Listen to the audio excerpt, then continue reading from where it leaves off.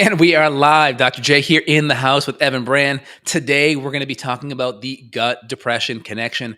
Again, we see patients from all over the world that have chronic gut health and have chronic mood issues, whether it's anxiety, depression, just melancholy, lack of passion or zest in their life. And we see time and time again with thousands of patients that are about a strong connection, even if we don't go after mood directly. Let's say we just get the gut working better. We see massive changes in mood, energy, and the scientific literature also supports it. So, Evan, how we doing, man? What's cooking? Hey man, doing really well.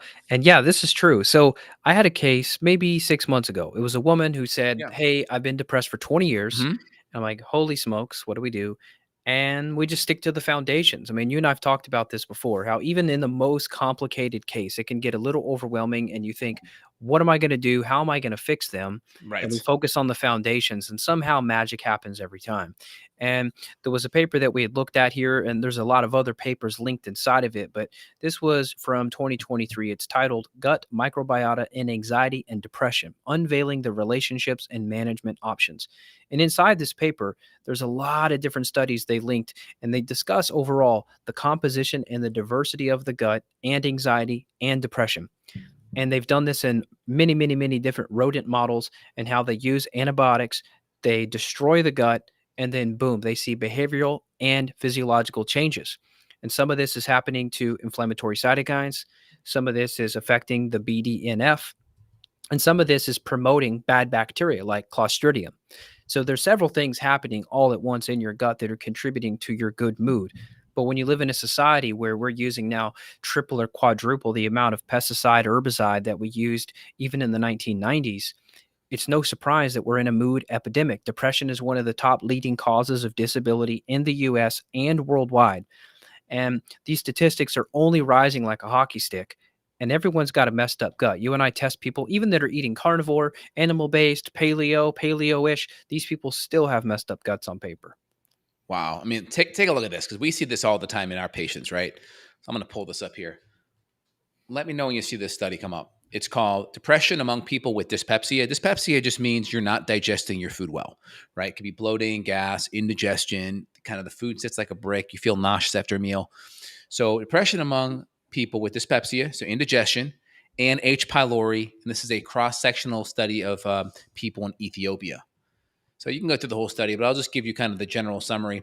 There was an increased prevalence of probable cases of depression among patients who had dyspepsia symptoms and H. pylori. So, I mean, obviously, this is an association, but I can tell you clinically, having worked with thousands of patients and you as well, we see it in a causal manner. When we get people's digestion better, they significantly feel better. Okay, here's a study right here. It didn't come up. Yeah, I see it. I So you see can it. see it right here. Depression among people with dyspepsia, H. pylori. And then if you go here, here's the general conclusion. Increased prevalence of depression among patients who had dyspepsia symptoms and H. pylori. So very powerful connection. Really important to be on top of this because and again, this is H. pylori, but what about SIBO bacteria, Citrobacter, Klebsiella, Pseudomonas? What about fungal overgrowth, acetaldehyde, Candida mycotoxins? What about mold? We add mold in there. What if we have colonized mold in the gut? So you can see the list can go on with this. What about parasites? I know you had crypto and Giardia at one point. Yep. Those could all be deal breakers as well, especially if we're having malabsorption, because a lot of this is going to be through inflammation in the gut, can cross our blood-brain barrier and can activate immune cells called microglial cells in the brain, which can create mood issues. But also, what if we just have indigestion? We're not breaking down the building blocks to make our neurotransmitters. So we have depression on one side, creating mood issues.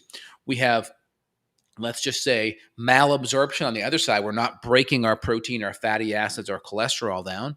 What if we're not methylating and absorbing our B vitamins? What if we have chronic diarrhea and we're not absorbing most of our macro or micronutrients, right, and electrolytes? So you can see there's so many mechanisms and ways that the gut can spiral off and create exponential amount of mood issues. Yeah, and this is scary too. And this is not rare. Okay. I just want to put this out there to show people just how huge this is. In this paper here, it says, according to the research, depression may overtake heart failure as the most Wow. prevalent disease in the world by 2030. Wow. Anxiety and stress are in conjunction with depressive disorders. These coexist in 75% of children and adolescents. And anxiety disorders are thought to be up to 58% more likely to develop during depressive episode. And then 56% of people with anxiety have depression. So these things go hand in hand, and it makes perfect sense. I mean, I remember calling you one night. This was like, I guess it'd be 11 or almost 12 years ago now. It would have Mm-hmm. been like 2013 probably or so. Mm-hmm. And I was like, dude, I don't even know why I feel this way. I'm panicking for no reason. It was my gut. It was my gut. And Right. as soon as I fixed my gut, I mean, I wasn't an anxious person. As soon as I fixed my gut, the anxiety went away.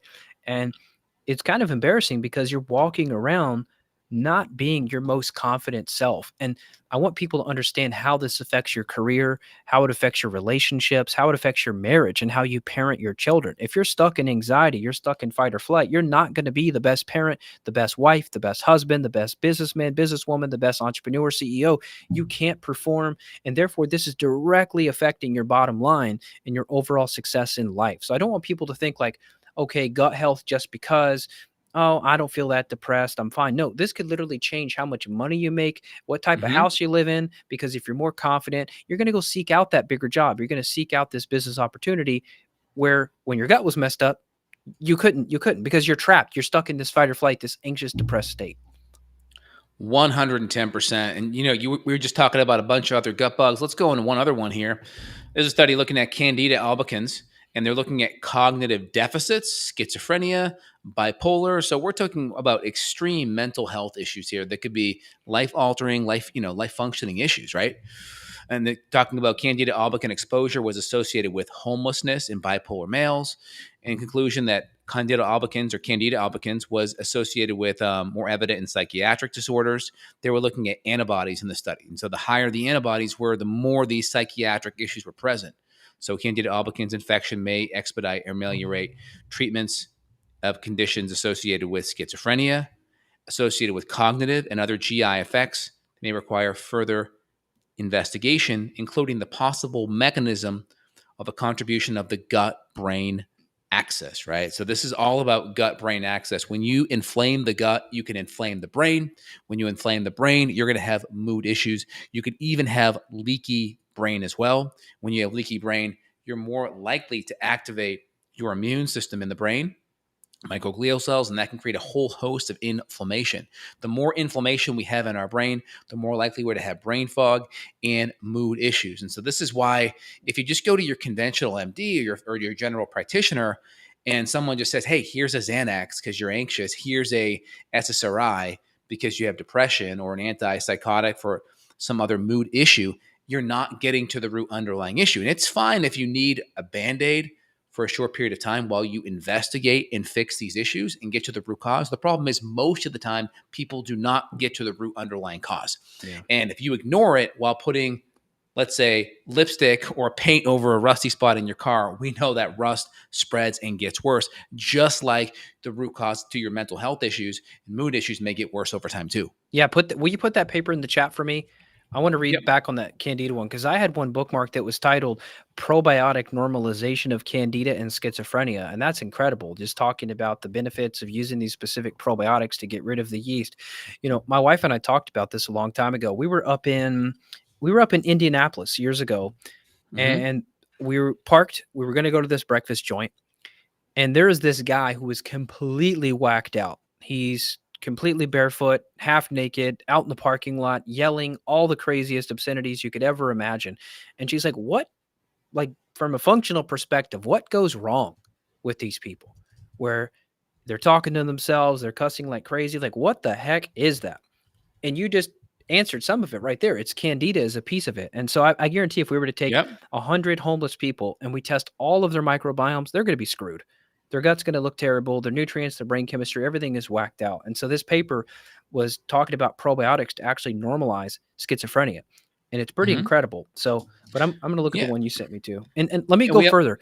we also go ahead. Okay, I'll hit so one thing. Go because ahead. you alluded to, you said, okay, if we don't fix these issues that are causing depression and anxiety, it could lead to more. And I want to just elaborate on what you're alluding to, which is more autoimmune potential. So these bacteria that are causing these mood issues could then lead to Hashimoto's or RA or some other type of autoimmune problem if they're left untreated. 100%. And we have a whole generation of children and even adults that have been brought up on methamphetamines, right? Whether it's Adderall or whether it's a Ritalin or a precursor that gets converted to it in the brain. I mean, these type of methamphetamines are going to have side effects on frontal cortex function, on brain development. Long-term methamphetamines are eventually going to create paranoia or some kind of mental health abnormalities. And again, it's going to depend on the dose, how much you're dosing it, and are you ignoring the underlying root cause? I mean, this starts off with kids that have behavioral issues. Well, a lot of boys just have a hard time in the classroom. My boys as well. They need to be outside running around, especially when they're younger, and they try to get them to behave. And sometimes they go to stimulants to make this happen, which is not good. And then you kind of talked about the homeless population. The problem with a lot of the homeless population is you got heroin byproducts like fentanyl that have gotten so cheap. Fentanyl is a downer. The problem is most of these people have to come off a downer with an upper, and they use crystal meth or methamphetamines to bring them back up. And that's what creates the paranoia, where you see their body kind of hunched over in these weird kind of zombie-like positions. That's all overuse of meth coming off of a downer, i.e. fentanyl, which has gotten excessively cheap and incredibly to overdose on. But that's a whole other side issue Yeah. on that. But we have kids on, obviously not the same thing as fentanyl, but we have them on, or I should say crystal meth, but on a methamphetamine derivative in a chronic, there's not studies on kids doing these things for decades. It's going to definitely impact brain development. So, and again, most of these kids have a focus issue or a mental health issue they're using these things instead of getting to the root underlying cause. So I'm just trying to get parents, people thinking, why do I need this medication? And if I need it, am I going to use it for a short period of time while getting to the root cause? Or is this going to be my crutch that I lean on forever? So you want to think a little deeper about this. Yeah, check out this paper here. American College of Cardiology, ADHD stimulants may increase risk of heart damage. So obviously we're talking about the brain here, but this study found here that for Adderall and Ritalin, you're 17% more likely to have cardiomyopathy at 1 year and 57% more likely at 8 years compared to those who were not taking these medications. And this is structural changes in the heart that weaken its pumping ability. It can cause a person to tire easily and limit their ability to perform daily tasks. So that's in young adults taking stimulants such as Adderall and Ritalin, 17% more likely to experience a weakened heart at 1 year. That's a big number, man. Wow. Pretty wild. Unbelievable. I'll put that in the chat too in case you want to check it out. But yep, 100%. And I see one study here. Research suggests ADHD medications can affect brain development in children, but the effects may vary depending on the type of medication and the age, etc. Again, most of the time you're going to find medications when they're used for people that have an underlying issue, when the underlying root cause is not addressed, the medication dose tends to go up, right? Tends to go up, not down. Yeah. Unless miraculously they're making diet changes and lifestyle changes that are happening in the background. But most of the time medications go up. So really important to keep these things in mind. Yeah, question in the chat here. Let's hit this one. Could infections in the sinus area drive mental issues? If yes, what are the effective ways of eradicating sinus infections, and can they be completely treated? Yeah, for sure. Mood issues because of the fungal colonization? Absolutely. I felt... Yeah, fungus, staph, strep in the nose. I mean, the easiest thing to treat that's going to be high quality saline. Good high quality distilled RO water, good extra saline support, maybe add a little iodine or silver or some Xlear. You can do the Xlear Rescue, which has the parsley. It has the Podiarco. Right here. Here we go. Tea tree. Podiarco, grapefruit, tea tree, parsley in there. And it has one more herb in there. I'll pull it up. Eucalyptus. That stuff rocks, man. I'm going to tell you, when I first started using I'll take a hit right now for you, man. Hit it up. So when I tried that years ago, I swear to you, I started having like heart palpitations when I first did that nasal spray. I was like, oh my God, this thing's killing something off. It was pretty wild, man. Yeah, I tell patients, if you're sensitive, okay, like hit this, right? Hit it a minute or two, do 2 sprays, start to have a runny nose, then flush out what's there and then let it be. Or if you're not sensitive, spray before, flush, then 1 spray afterwards to let it coat the membranes and knock out any microbes. So that's kind of how I'll do it. But either way, just saline in of itself can knock down staph and strep in the sinus cavity. And all the patients who are chronic, we'll swab for Marcons, which is essentially a methicillin-resistant staph, or we'll even swab for mycotoxins or mold in the nose. But worst case, the treatment doesn't change. So we're still going to treat it the same way. The only difference is, we're going to look deep at the home and make sure there's not mold and stuff in the home. Because if you're fixing all this, but there's still mold in the home, then you're just kind of chasing your tail, if you will. That's right. Here's a comment too. All the antibiotics they give out in the NHS UK is so damaging you cannot even say the word Candida to them. And that's a great point, which is that when antibiotics are put into the body like this, you're increasing your risk of anxiety and depression because you're knocking down the beneficial bacteria and you're promoting Clostridia, Candida, and other things to rebound. So like Totally. even dental procedures, I've seen dentists pass out antibiotics quite often. You go get this dental cleaning, you take antibiotics as like a prophylactic, and then your gut's never the same. You end up anxious, depressed, maybe even to the point of panic. It's really sad to see how quickly it can be derailed, but it can be fixed. So I don't want to be doom and gloom here. This is something that we fix all day, every day. So if you haven't had these labs, let us help you get these labs. Even if you're in the UK, we can help. Yeah, and doctors are getting more keen. Some are prescribing fluconazole after antibiotics, which is an antifungal. That has some side effects too and could be a little rough. Some are doing better and maybe prescribing probiotics and or Saccharomyces boulardii after it and or around it to make sure we crowd out the yeast and the fungus. That it's a better alternative. A lot of times using some of the herbals is even better because it's a little bit more selective towards the bad bugs. Doesn't knock out the good bugs as much, and it has a lot of antioxidant support, and it also knocks down biofilms and helps with the efflux pump inhibitors that antibiotics don't really touch. Yeah. Yeah. And this is not a rare problem. These gut issues, these gut imbalances, these yeast overgrowth. We are a little biased because we are helping people that are reaching out that have been suffering and they've already been through a round of other practitioners to try and seek help. But I'd say if we took 10 people from the street, we tested them, I'd say 8 out of 10 are going to show some level of issue here. Yeah, and clinically, I look at the data. Like, what does the data say, right? Because we have the unique ability to work with lots of people, and so we have a lot of data points, and so that's unique. And so, for instance, I know the data on H. pylori antibiotics shows 30% eradication. Well, I just had a patient 20 minutes before this podcast who was on the quad therapy, so 3 different antibiotics, which I think was clarithromycin, amoxicillin, and I want to say either doxy or tetracycline, and still had H. pylori afterwards, Good still had Lord. symptoms. And so I've seen that time and time again. And so it's like that girl just absolutely dropped a nuclear bomb in her gut. Now she's coming to see me. We're going to get things dialed in. And again, you can knock out a bug, but guess what? If you're not reestablishing function in other parts of the body, like let's say we have long-term dopamine issues and or nutrient cofactors to make dopamine. And that's part of the reason why someone has chronic mood issues. Just because I fixed the H. pylori that's been there for a decade, that's not going to fix this collateral damage of dopamine. It may fix itself, months or years down the road, but we're coming in, we're reestablishing hydrochloric acid levels, enzyme levels. We're looking at those cofactors and nutrients, and we're flooding the body with those. Think of it as like a mini bailout, right? We're trying to give you a nice bailout of nutrients to help that brain replete itself. And so we try to hit it from all sides. That way patients get better faster. You get to the root underlying issue, but then you give those actual nutrients that have been in a scarce environment for that patient for years. We flood that back in a much faster type of situation. Yeah, well said. And keep in mind, this stuff's contagious as well. So your spouse, your partner, boyfriend, girlfriend, even your children, you can be passing these things around. So a lot of times, Dr. J and I will try to get the entire family on board. Even if we can't test the entire family, we'll try to help the family do something. Because even my daughter, who she's 8 now, she's my oldest. When she was 2, she had H. pylori. She tested positive, and I noticed her stool consistency wasn't very good. I noticed her skin complexion wasn't very good. I caught it early. Maybe it's possible I gave her H. pylori. She could have been sharing a water bottle or something. So this is a contagious bacteria. 100%. Here's a great study here, right? It's called The Effects of Probiotics on Cognitive Reactivity, Mood, and Sleep Quality from the Frontiers of Psychiatry. Is that coming up there? Yeah, I see it. Beautiful. So let's go right to the summary. They're looking at a couple different, they're looking at rhamnosus, plantarum, bifido, lactobacillus fermentum.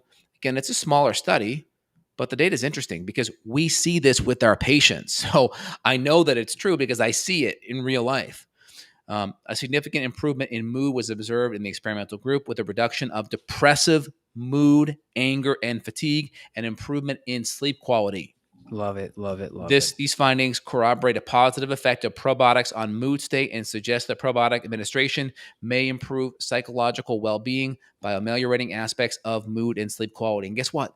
There's no expensive drug to sell you on this. There's no multi-billion-dollar profit here, right? Yeah. I mean, this is just probiotics, not some crazy thing. Only has good benefits.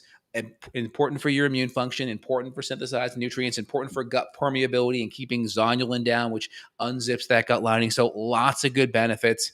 Again, the problem is these things, they're not going to beat Lipitor. They're not going to beat the next multi-billion-dollar drug. It's not going to beat Ozempic, right? And so it's not going to have the media clamor behind it. And so we just have to know that and, work with a good provider that can educate you and really work on getting to the root issue. Now, that being said, the goal isn't you just take a probiotic to fix your mood issues. The goal is you work with a provider that fixes everything with your gut, fixes the enzymes, the acid, the biliary dysfunction, the motility issues, supports your adrenals, make sure you're absorbing and breaking things down, address other microbial issues.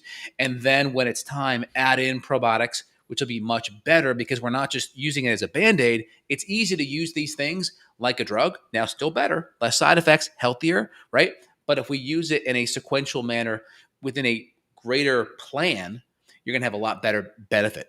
Yeah, yeah, well said, because there's people that are going to say, "Oh, I tried this probiotic I heard about on this podcast. Yes. It didn't do anything, Yes. man. Probiotics are a waste of money, man. What are you doing?" Yes.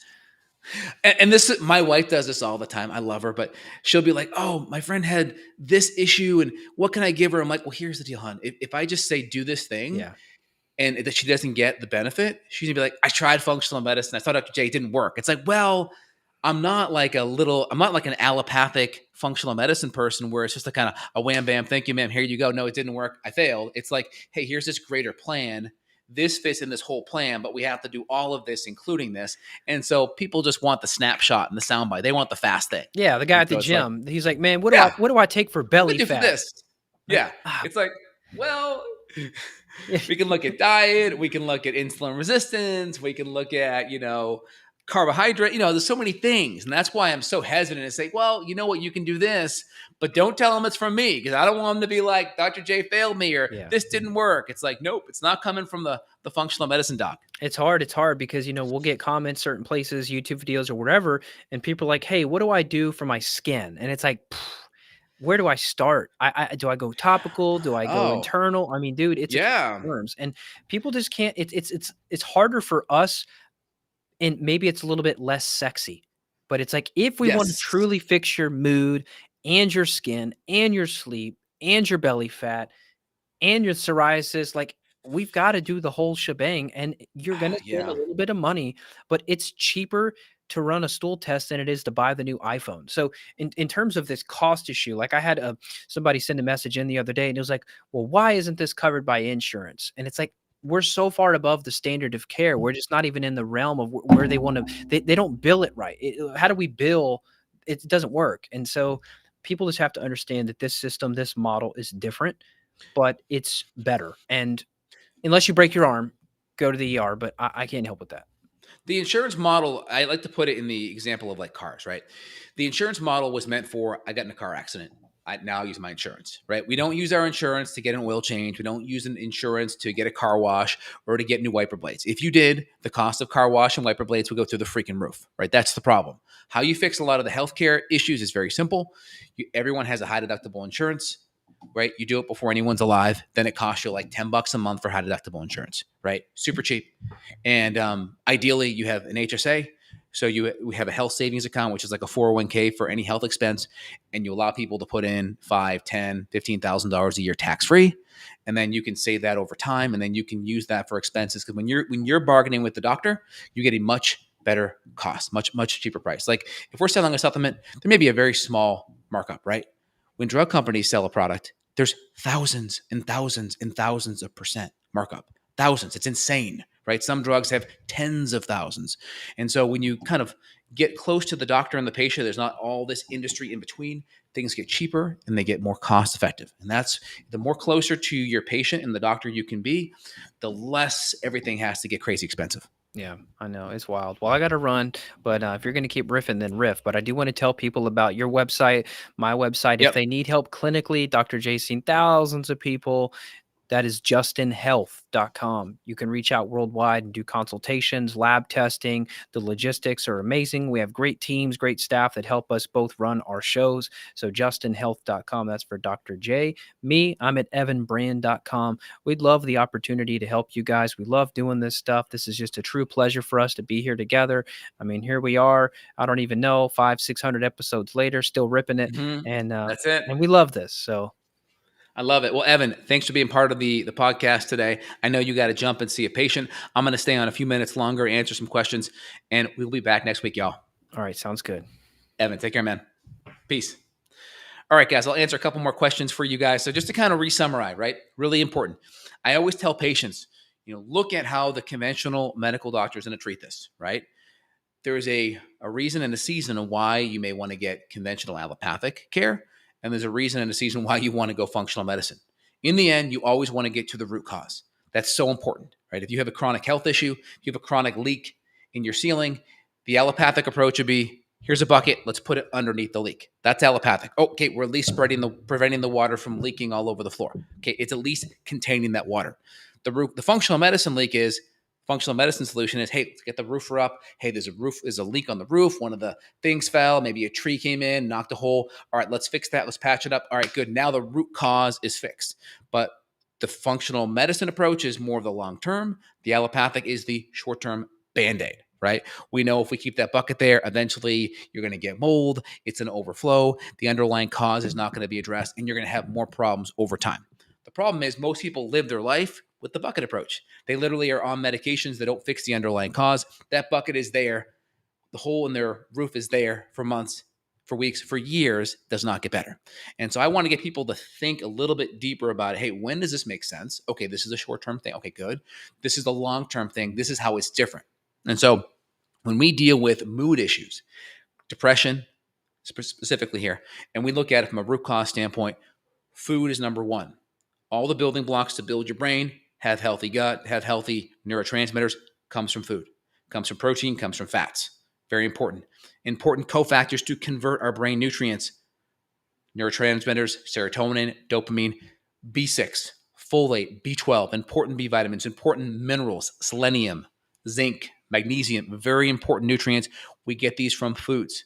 If it's processed seed oils, if it's processed grains and sodas that have junky folate and junky B12, guess what? You have MTHFR, 70% of the population does. You're not going to activate that well. If you're not breaking down your protein or fat, or if you've kind of fallen into the plant paradox, if you will, of meat's bad, you're not going to have the good building blocks, the good fatty acids and cholesterol to build a healthy brain.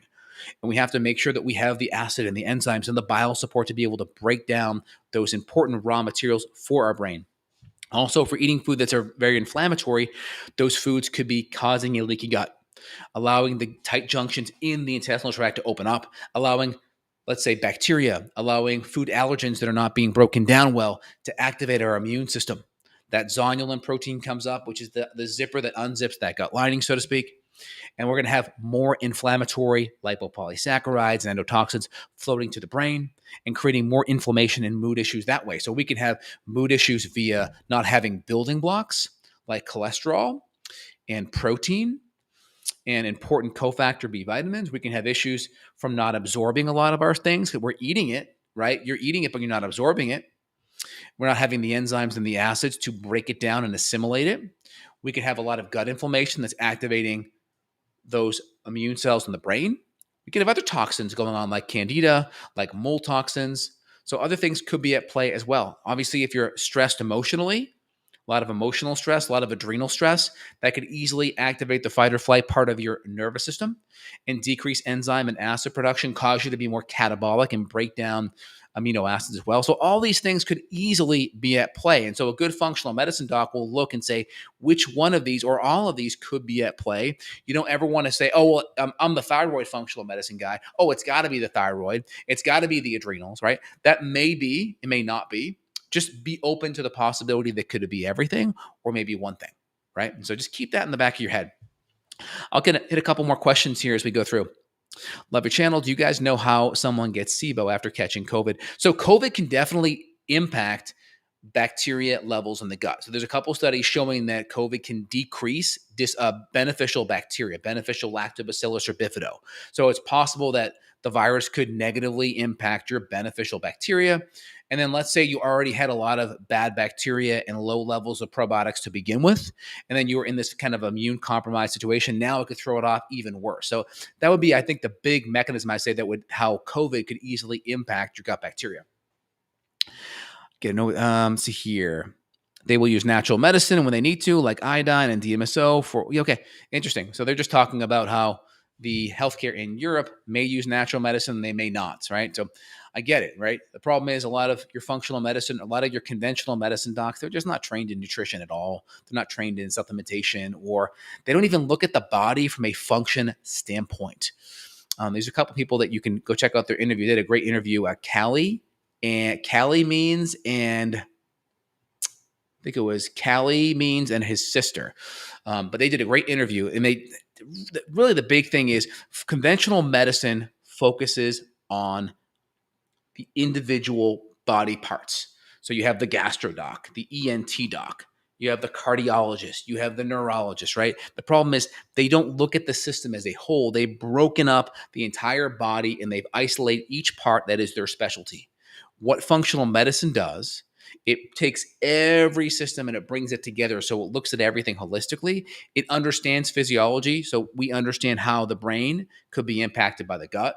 We understand how the gut could impact the heart. Let's say electrolytes, magnesium, natural beta blockers, cortisol impacting heart. We know how the hormones could easily impact, for instance, our mood. We know how the hormones could easily impact, let's say, our joints or our bones. So we can see how everything connects. And we look at everything as how do we improve the function versus how do we control a symptom in this specific area. Oh, I have dyspepsia, bloating in my stomach, maybe acid reflux, right? Gastro says, ooh, PPI, done, all right? Well, what if we work on improving stress and improve adrenal function, and maybe we eat foods that are less inflammatory, maybe we fix enzymes and acid levels. Oh, now we don't have those symptoms. Now we don't need the SSRI, right? Or now we don't need the PPI, excuse me. So if you look at things holistically, where conventional medicine is, they've taken smart people called medical doctors. They're smart in regards to being able to memorize information and spit it back out, but they're not the best at being able to critically connect the systems. And so we need practitioners that can critically connect all of the different systems of the body and understand how they actually function versus understanding how they function from a disease standpoint. I can diagnose a disease, but what does it take for that part of the body to function optimally? What diet changes? What nutrients? What needs to be changed in regards to stress physiology to help that part of the body function better? We need to be thinking like that as practitioners. Really important.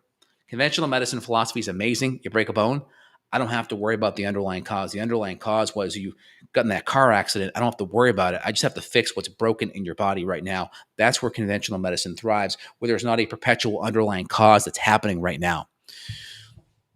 A couple questions here. Started having depression after SIBO, positive for hydrogen. Is HCl and digestive enzymes with antimicrobials, herbs, a good start to fix this? I mean, with your chronic issues, Will, I would say you got to go a little bit deeper and make sure you work with the provider because everything needs to be sequentially layered in. It's like if you are hiking Everest and you're not super confident where to go, and as soon as you go a little bit off the path, you may be heading in the right direction, but you just don't know you're heading in the right direction. And so when you start to have setbacks, you're not going to have the confidence to get through it. You're not going to have the confidence to be like, hey, what can I do to ameliorate this issue? Hey, is there a detour I can take that would help me get there faster? And so what happens is when people have health issues that aren't, I call slam dunks, they're not getting to the plate, hitting a home run, and they're a little bit more nuanced, they need a little bit more strategy or sequencing of care, people tend to not get the best results because they don't stay on track. They don't have the confidence. And so definitely get a provider. But yes, you need to work on making sure everything is addressed with the diet, everything is addressed with digestion, everything with stress physiology, sleep and mood and hydration and electrolytes, all those things have to be dialed in. That's the foundation, and everything else can be layered in there in a healthy sequence to work on getting you the best result. Hope that makes sense. All right, guys, if you enjoyed today's podcast, please let me know. Love to hear. Put your comments down below. If you want to hear different topics, I want to see your comments there as well. All right? I like to get ideas from patients and people that are responding, that are engaged. I like to look at what they want to hear. So please put it in the comments if you'd like to let me know and what topic you want me to go deep on for you. Please let me know. All right, guys, if you enjoyed, again, evanbrand.com for Evan. Evan sees patients all over the world. And myself, Dr. J, justinhealth.com. There'll be links down below for you guys. Hope you enjoyed today's podcast and have an awesome day. Take care, y'all.